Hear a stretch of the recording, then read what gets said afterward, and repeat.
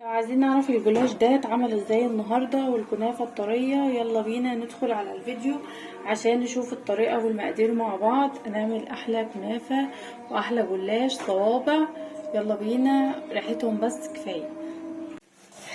معايا المكونات هنا عشان نعمل الكنافة بتاعتنا. معايا هنا نص كيلو من الكنافة، انا بقطعه بتكون طرية كده، ومعايا هنا فول سوداني، ومعايا جوز الهند، وهنجيب شويه سمنه. انا بسيح سمنه بلدي على النار اهو.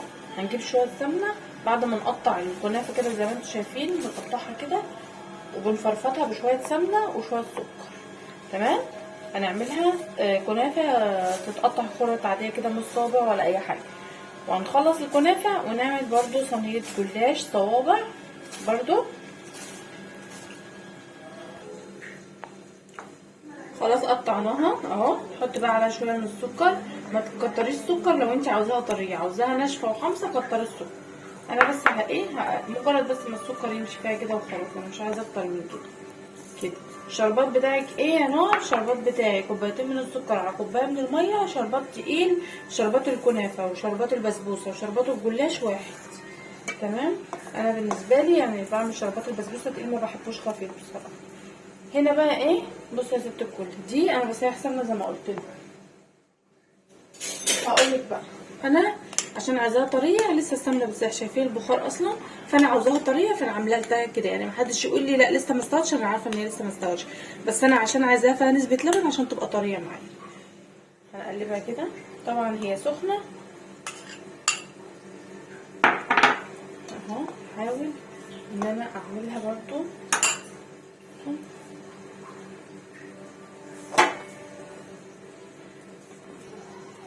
كده. قلبناها كلها كده اهو زي ما احنا شايفين اهو. لسه ما شربش كده كده. احنا هنحط لها معلقتين سمنه على وشها. ابدا بقى ايه، هحط في الصينيه بتاعتي وارص. طبعا الصينيه بتاعتي برضو دهنتها سمنه. هنبدا نعمل ايه؟ بصي يا ست الكل، تبداي تعملي كده، ترصي، حاولي تفتحيها من بعضها بحيث ان هي متبقاش ايه معاكي من جوه عامله زي العجينه كده. اي حاجه فيها سمنه كده خليها في ايه، في مكان ما فيش فيه سمنه كده.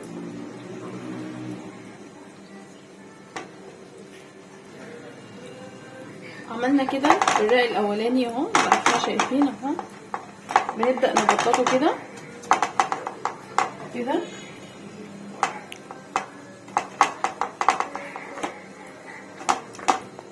اي فراغات بقى بتحاولي تسديها كده، ما تسيبيش اي حاجه عشان تخليها زي قرصه كده. تمام، بحيث ان هو الاساس لما يكون كويس هتشيل عليه اي حاجه. اهدي يا حاجه كده، بطلي خربطه كده. اي فراغات بلاقيها قدامي بقوم عاملاها.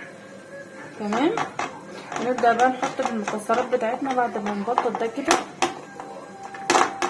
عندك طبق برضو ممكن تقومي ايه ضغطه بيه، بس هي ما شاء الله اللهم بارك يعني حلوه، يعني مش محتاجه طبق ولا حاجه. نحط بقى، في ناس بتحط سكر في النص كمان مع المكسرات.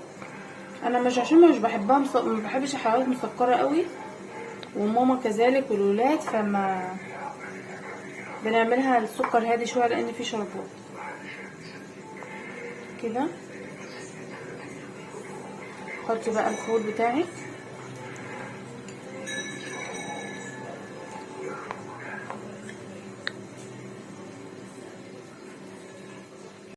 هنحط بقى الرق التاني كده.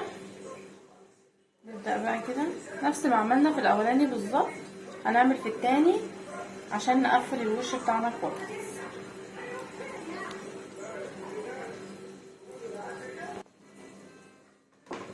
هنا بنكمل الوش اهو. طبعا اي حاجه في الاطراف هنا ظروف نخليها مظبوطه، متخليش واحده مايله وواحده طالعه اهو. والنص كمان، ونرجع برضو نساوي تاني اهو.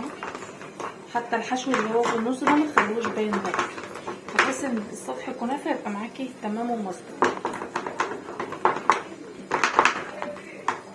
هنبدا بقى نقوم بعد ما نضغطها كده نحط لها معلقتين 3 سمنه من اللي احنا بنسيحها يعني.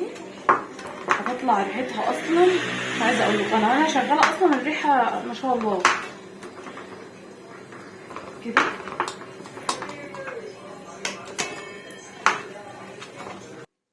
هنبدا بقى، شايفين هبدا بقى ايه، احط لها كرنيب من ده كده.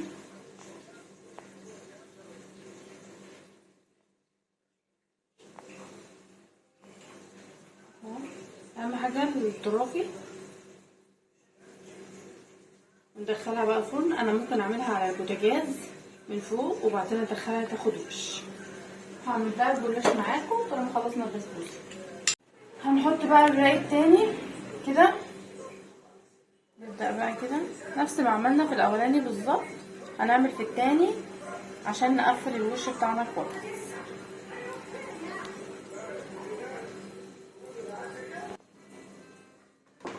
هنا بنكمل الوش اهو. طبعا اي حاجه في الاطراف هنا طروف نخليها مظبوطه، متخليش واحده مايله وواحده طالعه اهو، والنص كمان. وبنرجع برضو نساوي تاني اهو.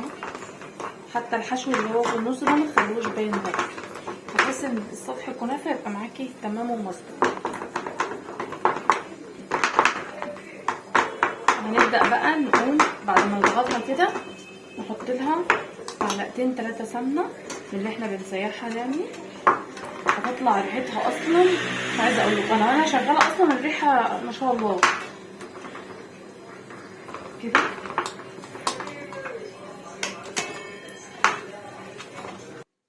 هنبدا بقى، شايفين هبدا بقى ايه، احط لها كرنيب من ده كده.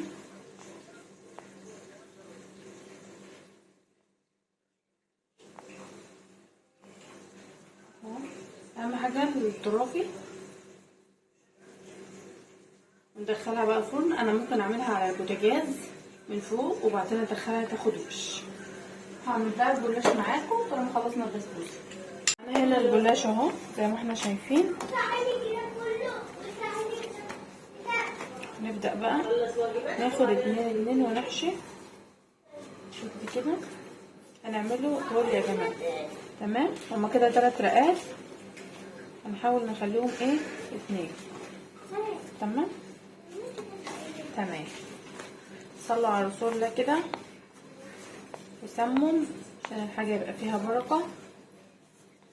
واكتبوا لي تعليق كويس واعملوا لي لايك للفيديو لو الفيديو عجبك. هنقوم عاملين ايه بقى، هنقوم جايبين بالفرشه كده. احنا حاطين الكنافه في الفرن. انا قلت لكم اللقطه اللي فاتت البسبوس، معلش بقى شويه هتقلب على قطايف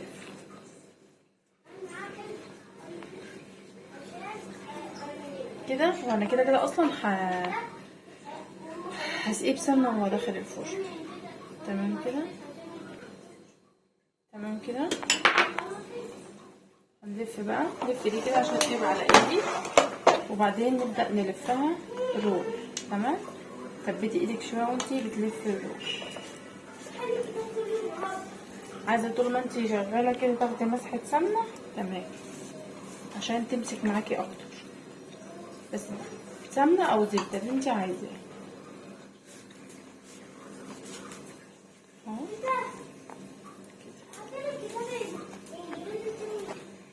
بتيجي على الاخر خالص وتقومي لازم تعملي الحركه دي عشان تتقفل معاكي. سهله جدا ومفيش في اي حاجه. تمام. هنبدا بقى نقص واحد كده، عايزاه كده او بالورب اعمليه زي ما انت عايزه، ونقوم واخدين على مقاسه كده. تمام، بحيث ان هو كله يبقى ايه مقاس واحد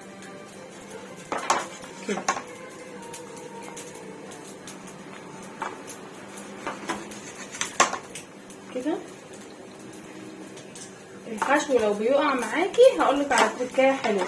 هتجيبي الحشو الفول على جوز الهند، تحط له معلقه عسل من بتاع الشربات، هيمسك معاكي ويبقى زي الفل. ونرص بقى في الصينيه يا شباب. بس ايه، بعد ما بنخلص خالص ونيجي نقفلها بنقوم ضاغطين عليها تاني.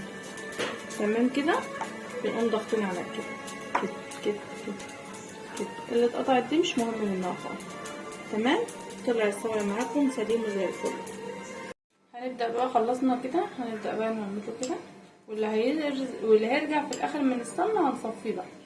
تمام، يعني بقى الحلويات من اي حاجة، بس عشان ايه ياخد راحته في التحمير ويبقى شكله حلو. تمام، اللي مش معمولة يعملها كده. ندخله الفرن بقى. هنا طلعتها من الفرن اهو زي ما احنا شايفين اهو، معايا العسل وهي سخنة كده على طول، عشان هغطيها عشان احنا عايزينها طرية. مش عايزاها طرية ما تغطيهاش. تمام، العسل كوبايتين سكر، عليهم كوباية مية وعصرة ليمونة ومعلقة سمنة بلدي، او ما عندكيش سمنة بلدي مش مهم، احنا كده كده حاطين فيها سمنة بلدي. نعمل على الاطراف كده، احنا منحبش حاجة مسكرة يا جماعة، اللي حاببها مسكرة يزود براحته. تمام، انا هنا سقيتها اهو، هغطيها على طول عشان تطلع معايا طرية عما الجلاش يطلع من الفرن. طلعت الجلاش من الفرن اهو زي ما احنا شايفين اهو، ما شاء الله. هنحط بقى العسل بتاعنا، والله كفايه ده مش محتاجه عسل يا جماعه.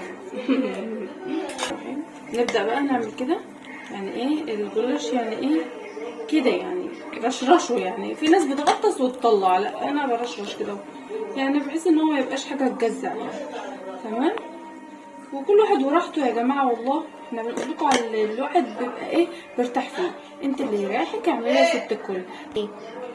متنسونيش في اللايك يا شباب، والى اللقاء في وصفه جديده من مطبخي مطبخ نوع رفقي، ودمتم في رعايه الله، مع السلامه.